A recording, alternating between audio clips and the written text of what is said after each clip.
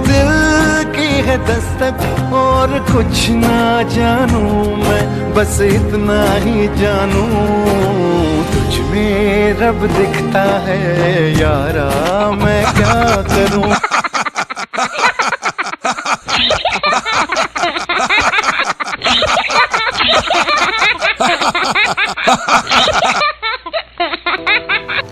जी हाँ दोस्तों, बिल्कुल ऐसी ही सिचुएशन आपकी हो जाएगी। आप बोलेंगे कि जरूरी है भगवान का ध्यान करना है, और जहाँ जहाँ रूप ध्यान की विधि बताई हुई है, भगवान की आंखों को देखना, ये करना, वहाँ फील लेना, अरे गर्लफ्रेंड के साथ कर लूँगा, गर्लफ्रेंड का भी तो रूप ध्यान कर सकते हैं, सेम चीज़ मैं गर्लफ्रेंड के साथ अप्लाई कर लूँगा। भगवान की क्या जरूरत है? फिर तो भाई साहब मजनूपना और स्ट्रोंग हो जाएगा इस समाज में कि भैया अब तो बाबा जी भी कह रहे हैं कि गर्लफ्रेंड का ध्यान करने से परमात्मा की प्राप्ति होती है। ऊपर से शाहरुख खान जी भी इसकी पुष्टि कर रहे हैं, तुझ में रब दिखता है यारा, मैं क्या करूं। दोस्तों इसलिए मैं कहता हूं कि पहले हमारे को भगवत गीता का ज्ञान होना बहुत ज़्यादा जरूरी है। बिना भागवत गीता पढ़े कभी भी मैं किसी को रिकमेंड नहीं करता कि आप सीधा रूप ध्यान करने बैठ जाओ, वरना वो मतलब आपके मन की एक उपज होगी। असली जो ध्यान की रियलाइजेशन है, जो भाव होना चाहिए रूप ध्यान करते वक्त, अगर आप बिगनर हैं तो वो नहीं होगा।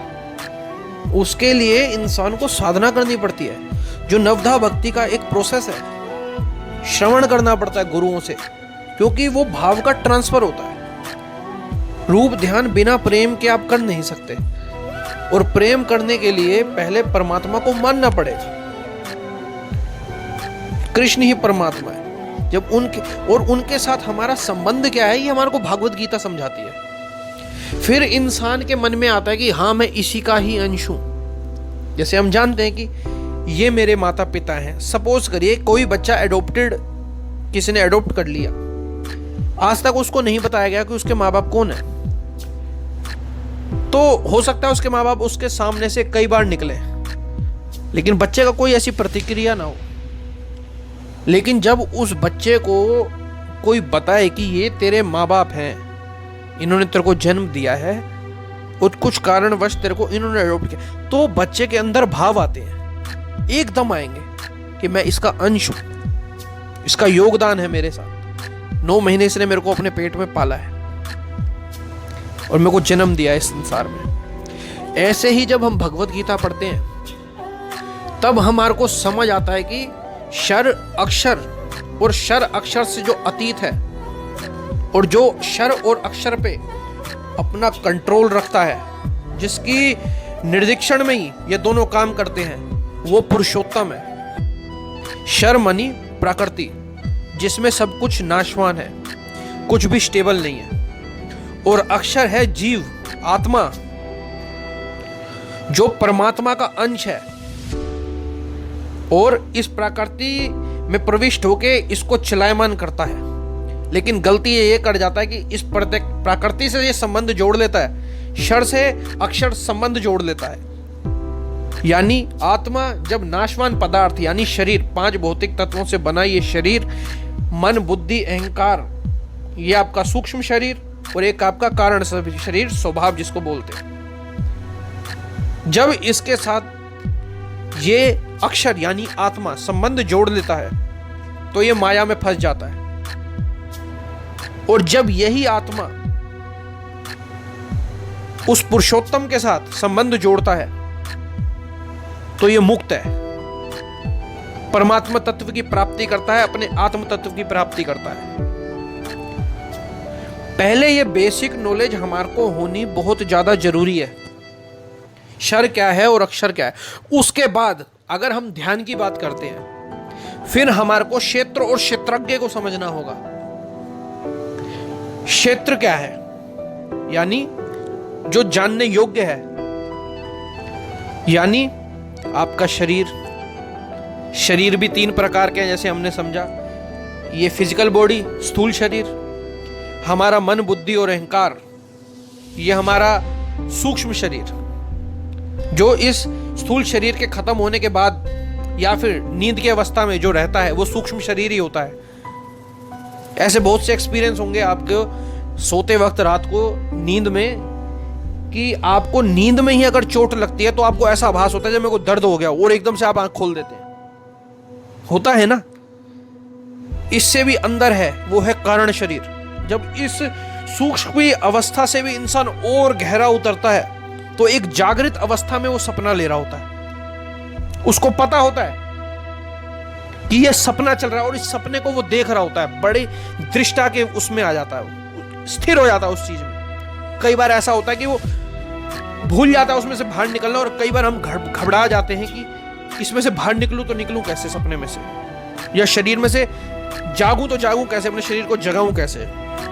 जैसे जिसको आज हम स्लीपिंग पैरालाइज भी बोल देते हैं, एक्चुअल में वो अपने कारण शरीर में स्थित होना है, स्थिरता आ जाती है वहां। लेकिन जब वही स्थिरता हम ध्यान की अवस्था में, अगर हमने परमात्मा से प्रेम किया है और भक्ति से इतना पुण्य अर्जित है हमारा, और हमारा प्रेम है, आत्मीयता है उस परमात्मा के साथ, जब हम कारण शरीर को भी लांघ कर अपने आत्म तत्व में स्थिर हो जाते हैं, तो जो ज्ञानी है, जो ब्रह्मवादी है, उनको तो निराकार का ही दर्शन होता है, उस दिव्य पुंज का दर्शन होता है। लेकिन भक्त की कंडीशन यहां बहुत अलग है। भक्त के रूप ध्यान में दो चीजें होती हैं। एक होता है ध्यान करना, और एक होता है ध्यान होना, उसका आभास होना, उसमें होने वाली रियलाइजेशंस होनी। करना वो है जिसमें थोड़ा आपको एफर्ट डालना पड़ता है, मन बुद्धि युक्त करनी पड़ती है। इसमें अभी आपकी प्रारंभिक स्टेज है, बिगिनर लेवल। उसको करते करते ये एक प्रोसेस है। जब आप मेहनत कर रहे हैं, आप स्टेप बाय स्टेप सीढ़ी चढ़ रहे हैं, इसमें क्या होगा, इसमें आपका स्वतः प्रेम बढ़ता चला जाएगा परमात्मा के साथ, कृष्ण के साथ।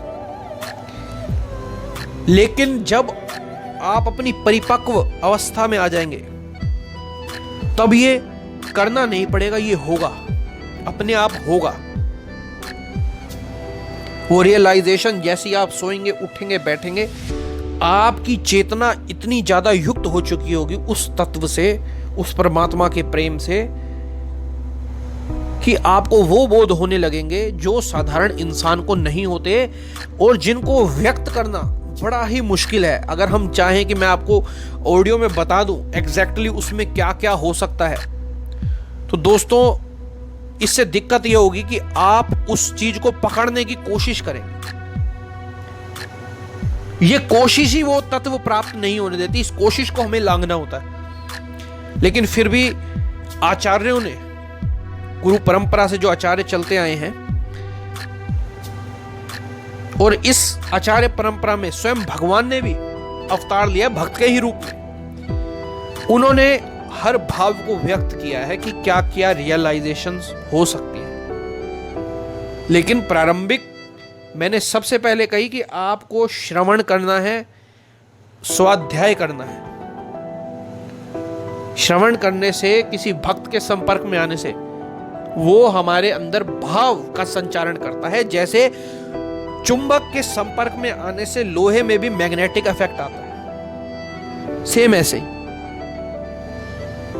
या तो हमारे पिछले जन्म के इतने पुण्य अर्जित हो कि इंसान स्वतः ही बचपन से ही उसको ऐसा फैमिली मिले जिससे उसका स्वतः ही प्रेम परमात्मा में बढ़ता चला जाए, या फिर किसी भगवत भक्त की वो संपर्क में आ जाए जिससे वो प्रोसेस धीरे धीरे पकड़ता चला जाए, और उस परमात्मा का जो दिव्य प्रेम है, जिसको शुद्ध प्रेम कहा जाता है, जहां कोई चाह नहीं है बदले में कि भगवान मेरे लिए ये करो, भगवान मेरे लिए मेरी ये डिजायर पूरी कर दो, जहां सिर्फ देना है, वहां कुछ बदले में नहीं चाहिए, कुछ मंगता नहीं चाहिए, सौदागिरी नहीं, प्रेम तो सिर्फ देना है। वो प्रेम की अवस्था में किया गया रूप ध्यान वो होने वाला हो जाता है अभी। लेकिन हम बिगिनर हैं तो हमें करना है। जैसा कि मैंने आपको बताया, करने और होने में फर्क क्या है। तो मैं फिर से समझाता हूं अब करना कैसे है। पिछली बार मैंने ऑडियो में इसलिए नहीं डाला क्योंकि ऑडियो फिर बहुत ज्यादा लंबी खिंचती चली जाती। तो दोस्तों, जैसे मैंने आपको बताया कि पहले आप क्षेत्र और क्षेत्रज्ञ को अच्छी तरह समझिए, यानी जो इस कारण शरीर, सूक्ष्म शरीर और स्थूल शरीर को जानने वाला है उसको कहते हैं क्षेत्रज्ञ। आपको अब इसका पता चल गया। इसके बाद अब आपको मैंने बताया था क्षर, अक्षर और पुरुषोत्तम,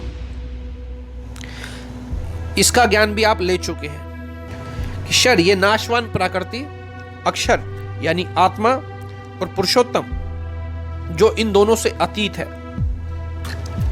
क्षर से अतीत है और अक्षर से उत्तम है। भगवान खुद कह रहे हैं कि मैं क्षर से अतीत हूं और अक्षर से उत्तम हूं, यानी अक्षर मेरी प्राप्ति कर सकता है, लेकिन अगर क्षर को हम संपर्क ला के क्षर की ही मदद से उस अतीत की प्राप्ति करना चाहें, उस पुरुषोत्तम की प्राप्ति करना चाहें, तो आप कभी संभव नहीं हो पाएंगे। तो क्षर क्या क्या है? ये सारी प्रकृति, इसके तत्व और मन, बुद्धि, अहंकार, ये सब क्षर है, नाश होने वाले हैं। कभी हमारा मन कुछ होता है फिर बदल जाता है। बुद्धि भी हमारी स्थिर नहीं रहती, लेकिन हां, बुद्धि इंसान को उस चेतना से युक्त करने में बड़ा काम आती है, क्योंकि बुद्धि के अंदर स्थिरता है, विवेक है। ये जो विवेक है, स्मृति और विस्मृति, ये दोनों परमात्मा ही कराते हैं। इसलिए बुद्धि के आगे योग कहा। बुद्धि योग एक अंतिम उपाय है। पहले हमारे को ध्यान करना है।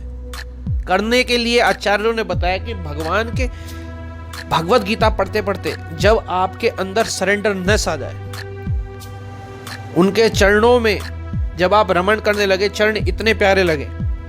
अभी हो सकता है कि किसी लोगों को लगे कि ये क्या होता है भक्ति, जैसे प्रारंभिक स्टेज होती है, हमारे को सिर्फ धूप बत्ती से ही मतलब रह जाता है, तो ये ठग भक्ति है, शुद्ध अवस्था नहीं है। भक्ति का XYZ भी नहीं है धूप बत्ती में।